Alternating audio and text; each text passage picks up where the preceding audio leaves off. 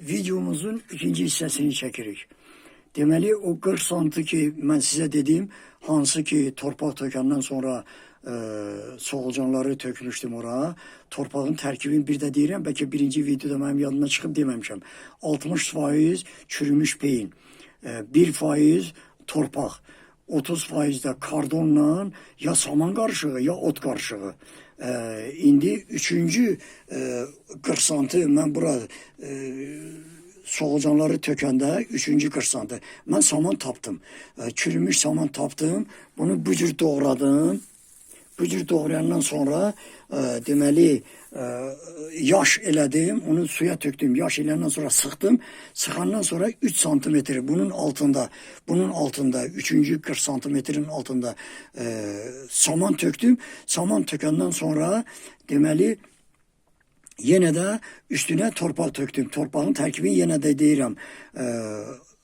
60% torpaq, yəni ki 6 mastrok çürümüş peyin, 1 mastrok torpaq, 3 mastrok da kardonla yaş doğranmış və yaş kardonla belə bu cür doğranmış və yaş kardonla saman qarışdırdım. Üçüncü riyadıda, deməli, üçüncü 40 santimetrede tökəndən sonra bu cür alındı. Alından sonra indi bunun qulluğu necədir? Aziz izləyicilərim, fikir verin. Deməli, mütləq və mütləq əgər təzə yem tökmüşsünüzsə, solucanları təzə yerə qoymuşdursa, mütləq hər gün əlinizi belə basırsınız torpağa. Əli belə hiss edirsiniz. Əgər torpaq istidirsə, deməli burada qıcqırma gedir. Onu mütləq çara qırmaq lazımdır. Torpağa deməli qıcqırdıcı maddaları rədd eləmək lazımdır. Yox, əgər torpaq sərindirsə, bilin ki, hər şey normaldır. İkinci də ki, torpaqda əgər qıcqırma iyi gəlirsə, mütləq onun üçün çara qılmaq lazımdır ki, hansı deməli, hansı materialda qıcqırma gedir. Onu tapmaq lazımdır. Bir də ki, əgər lıqqa iyi, palçıq iyi gəlirsə, yenə də bilin ki, sizin düzəltdiyiniz bu substrat, buna substrat deyirlər. Bu substrat deməli düzgün deyil. Onu da deyim ki, mən qabaqcadan torpaq hazırlamışdım. Bax, siz də həyətlərdə, çöldə hazırlasanız yaxşıdır. Bu həmin dediyim 60% peyin, 1% torpaq, 30% də küləşlə kardon qarışığıdır. Bax, burada göstərmişəm. İndi belə deyək, mən deməli bura meyvə qalığı tökmüşəm, fikir verin. Bura meyvə qalığı tökmüşəm. Meyvə qalığı heç vaxt üstə açıq şəkildə tökməyin. Açıq şəkildə tökməyin. Mütləq onu meyvə qalığı tökəndən sonra üstünə bu substratdan tökün ki, milçəklər yığılmasın, başqa həşəratlar yığılmasın. İndi mən sizə göstərməliyəm solucanlarımı.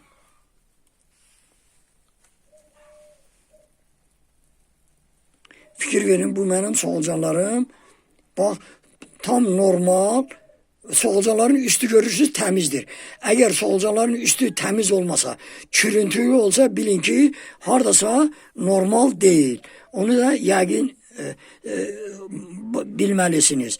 İndi mən dünən gəldim bura, gördüm ki, üst tərəfdə deməli torpağı belə tuturam, torpağı belə sıxıram. Görürsünüz də nəmdir.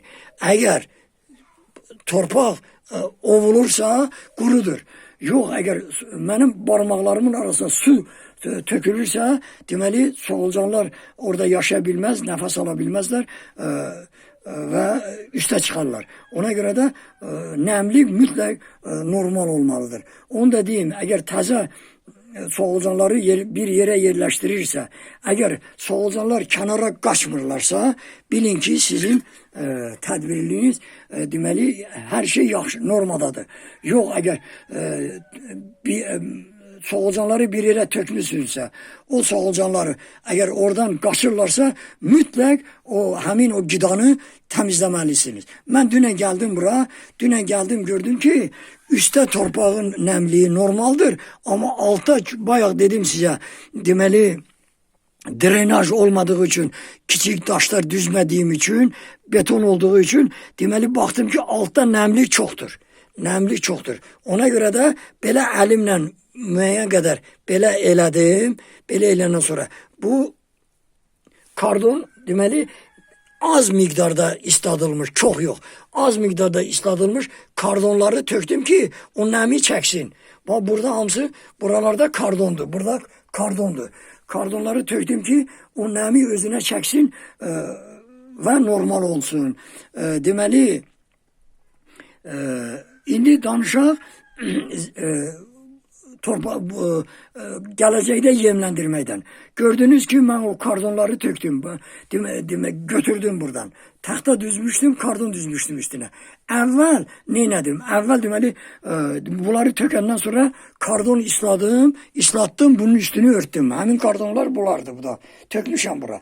Deməli, kardon islatdım ve töktüm, üstüne koydum. Gördüm ki kardonlar bunu sıklaştırırlar. İsladılmış kardon bunu sıklaştırır. Deməli solucanların hərəkəti üçün maneələr yarada bilərlər. Maneələr yaradanda deməli mən bir əlimlə 3-4 santimetr bu cür buranın hamısını boşalttım.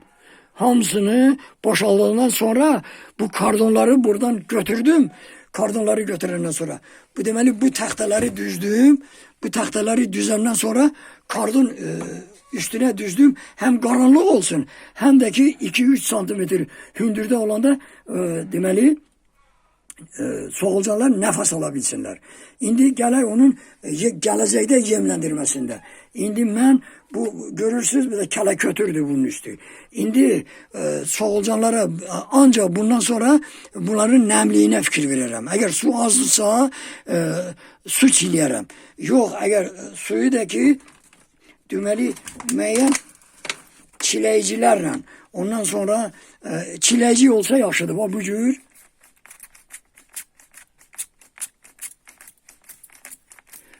bu da burada çilirdim bura. Deməli çiləyəndən sonra eğer bir de gelip bakaram ki bunu mən bilirəm, siz de fikir verin. Bir de bunları görsen kələ kötürdü indi. İndi 5-6 gün keçəndən sonra bir de görürəm ki elə bil ki bu torpaq ələnib.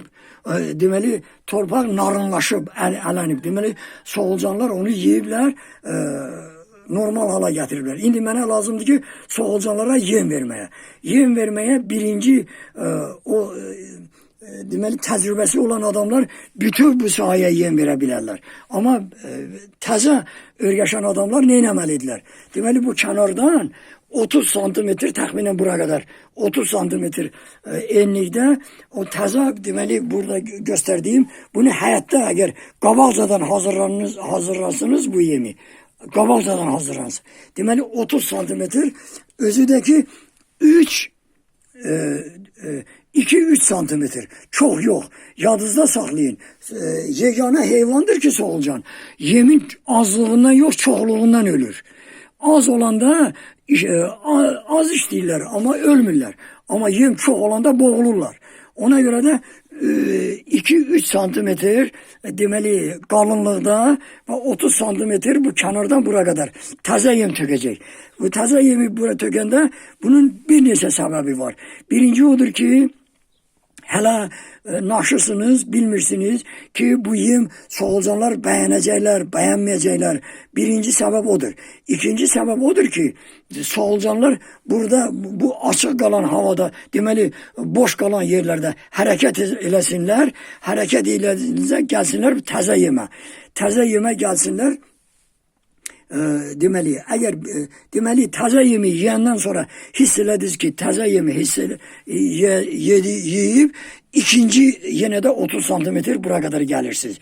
Üçüncü 30 santimetr, dördüncü 30 santimetr deməli bunu deməli solucanlar bura ikinci deməli bu tarafa gələndən sonra təzədən qayıdırsınız geri. Bu minvalla deməli yemləndirirsiniz. Onu da deyim, bu yemin hündürlüğü axıra kadar 40 santimetre olmalıdır. 40 sandan yukarı eləməyin.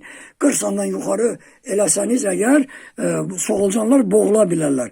O 40 santa kadar yetişəndən sonra başka ara kəsmələr düzəldərsiniz və solucanları ora yerləşdirərsiniz ki, solucanlar əziyyət çəkməsin. İndi gələk deyək solucanların zərər vericilərindən.